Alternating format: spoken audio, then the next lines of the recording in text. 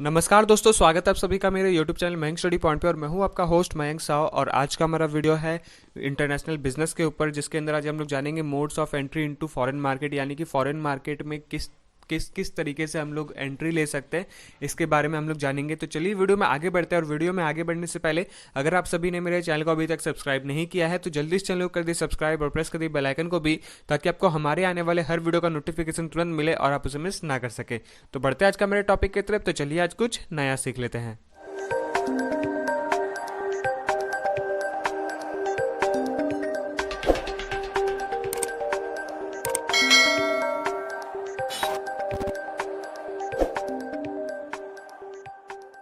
तो दोस्तों, foreign market में किस तरीके से एंट्री लेते हैं, आज का सिर्फ हम लोग यही टॉपिक होगा कि हम लोग इसी टॉपिक में आज आगे बढ़ेंगे। हम लोग फॉरेन मार्केट में कोई भी कंपनी, डोमेस्टिक कंपनी या फिर फॉरेन कंपनी, इंडियन कंपनी में किस तरीके से आते हैं वो हम लोग समझेंगे।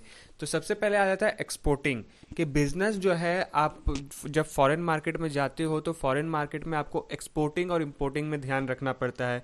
आप अपने डोमेस्टिक कंट्री में जो प्रोडक्ट बना रहे हो वो तो बनाओगे ही, लेकिन आप जब फॉरेन मार्केट में या फिर फॉरेन बाजार में आप जब बेचने जा रहे हो कोई भी सामान, तो उसके लिए भी आप अलग से एक पर्टिकुलर प्रोडक्ट बनाओगे कि मुझे ये सारे सामान वहाँ जाकर बेचना है, तो ये सारा सामान में ये सारा क्वालिटी होना चाहिए। तो इम्पोर्ट एक्सपोर्ट भी यहाँ पे सबसे पहला काम होता है, और सबसे इजीएस्ट वे भी इसे ही कहा जाता है कि अगर आपको फॉरेन मार्केट में ढुकना है तो आपको एक्सपोर्टिंग भी करना होगा। तो हर तरह की कंपनियां भी करती है, बहुत सारी ऐसे कंपनियां हैं जो फॉरेन मार्केट में भी ट्रेड करती है। तो एक्सपोर्ट करके, वो चाहे वो गुड्स का हो या फिर सर्विसेज का हो, तो वो एक्सपोर्ट करती है। दूसरा लाइसेंसिंग होता है। लाइसेंसिंग ये कि आप जब फॉरेन मार्केट में अपना कंपनी को खोलना चाहते हैं या फिर फॉरेन मार्केट में ट्रेड करना चाहते हैं, तो वहाँ पे आपको वहाँ के उस कंट्री के गवर्नमेंट से आपको लाइसेंस लेना पड़ता है कि मैं आपकी कंट्री में आकर सामान बेचूंगा या फिर सर्विस बेचूंगा, तो मुझे उसका लाइसेंस चाहिए। तो गवर्नमेंट आपको वहाँ का अपने पॉलिसी के अनुसार, अपने ट्रेड के अनुसार, अपने अपने प्रोसेस के अनुसार आपको लाइसेंस दे देता है कि आपको इतने रुपए में, इतने टैक्स में, इतने ड्यूटीज आपको देने पड़ेंगे जब आप यहाँ पे बिजनेस करोगे।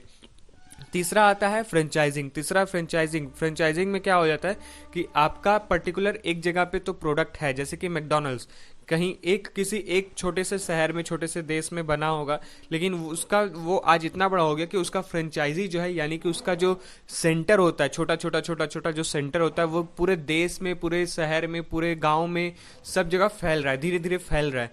तो ये होता है फ्रेंचाइजिंग, की आप कोई एक जगह से स्टार्ट की और वहां से लोगों तक पहुंचाना स्टार्ट कर दिए, दूसरे दूसरे जगह में ब्रांच खोलना स्टार्ट कर दिए। जैसे कि मेरा कॉलेज है Narsee Monjee institute of management studies, NMIMS। तो इसका मेन ब्रांच जो है वो मुंबई में, लेकिन इसका जो छोटा छोटा ब्रांच है वो देश के हर कोने में एक दो ऐसे ब्रांच आपको देखने को मिलेंगे।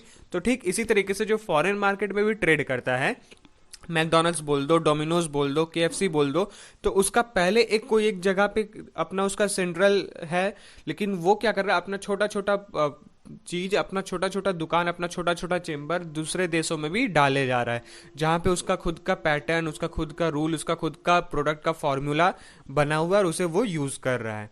तो ये होता है फ्रेंचाइजिंग। फिर आता है कॉन्ट्रैक्ट मैन्युफैक्चरिंग। कॉन्ट्रैक्ट मैन्युफैक्चरिंग की मतलब आपको एक कॉन्ट्रैक्ट दे दिया गया है कि इतना आपको मैन्युफैक्चर करना है, तो वो एक कॉन्ट्रैक्ट मैन्युफैक्चरिंग हो जाता है। आपको गवर्नमेंट बोल दिया कि आपको हमारे लिए इतना प्रोडक्ट आपको मैन्युफैक्चर करना है। आपने किसी एक टीम को, अपने एक किसी कॉन्ट्रैक्टर को ये सारा काम दे दिया कि मुझे एक महीने में ये सारा हमको प्रोडक्ट्स चाहिए, तो वो होता है कॉन्ट्रैक्ट मैन्युफैक्चरिंग। फिर ट्रंकी प्रोजेक्ट क्या होता है? देखिए, ये थर्ड पार्टी जॉब होता है। ट्रंकी प्रोजेक्ट में क्या होता है कि जैसे कि मेरा कंपनी है, वो है इंडिया में, लेकिन मैं फॉरेन मार्केट में करना चाह रहा हूँ, लेकिन फॉरेन मार्केट में मुझे कंपनी बनाना पड़ेगा, सब कुछ देखना पड़ेगा। तो मैं क्या करूँगा कि एक थर्ड पार्टी कंपनी को, जिसको हम लोग कॉन्ट्रैक्टर भी बोलते हैं, कि उसे हम लोग दे देंगे। उसे कहेंगे कि तुम ही को सब कुछ करना है, प्लान करना है, डिज़ाइन करना है, इंजीनियरिंग करना है, टेक्नोलॉजी करना है, मैन्युफैक्चरिंग करना है, इंस्टॉलेशन करना है, डेकोरेशन करना है, उसके बाद उसको सेल भी कर देना है। अब जब वो सारा चीज़ कर देगा, वो जब सेल कर देगा, तो वो उसका कुछ एक भाग होगा कि मुझे ये सारा चीज करने के बाद मुझे कुछ प्रॉफिट चाहिए या फिर मुझे कुछ हिस्सा चाहिए, उसके बाद फिर मैं यहाँ से चला जाऊंगा, उसके बाद फिर इसे आप हैंड ओवर कर लीजिए। तो ये बेसिकली गवर्नमेंट के साथ भी होता है। गवर्नमेंट भी बेसिकली ट्रंकी प्रोजेक्ट पे ही काम करते हैं, जैसे कि रोड बनाना हो, ड्रेन्स बनाना हो, किसी नहर में डैम बनाना हो, तो वो लोग यही काम करते हैं कि वो लोग किसी बिल्डर को, किसी कॉन्ट्रैक्टर को दे देते हैं और कहते हैं कि सारा चीज़ आप ही करो, उसके बाद जब आपका कंप्लीट हो जाएगा तो आप मुझे इसका चाबी दे देना, मैं आपको इसके बदले आपका जो प्राइस होता है, जो आपका प्रॉफिट होता है, जो आपका वेतन होता है, वो मैं आपको दे दूंगा। तो ये होता है ट्रंकी प्रोजेक्ट की, सारा काम वो करके दे देगा, बस आपको उसका चाबी मिल जाएगा कि ये सारा चीज़ ऐसे हो रहा है। तो ये तो ट्रंकी प्रोजेक्ट हो गया। आप समझते हैं जॉइंट वेंचर क्या है।